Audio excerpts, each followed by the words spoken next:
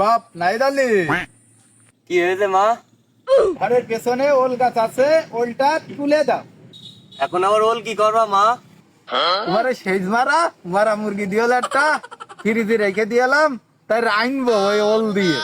ওল গাছটা দেখে দিচ্ছি, সাপলটা নাও। চলো মা। এটা কালকে আমি চিহ্ন করে রেখেলাম বাপ। নাহিদ বাপ,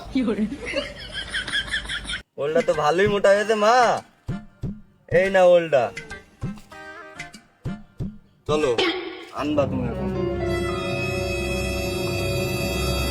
বাপ তাহলে ঘরে কি বসো, আমি রেঞ্জে নিয়ে আসি। আচ্ছা মা, তাড়াতাড়ি নাও, খুব খিদি লেগেছে আমার।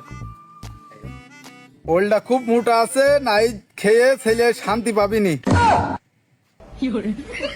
এই যে ওল এখন আমি ধুয়ে কুটে রানবো, নাহিদ খোকা খাবে। তো আমি এখন যাচ্ছি। A few moments later. বাপ নাহিদ আলী, তরকারি কেমন লাগলো? ওল রান্দা মা, ওল রান্নাটা হেবি সুন্দর হয়েছে মা। এই ওল রান্নাটা খেয়ে আমার সেই ছোটবেলাকার কথা মনে পড়ে গেল।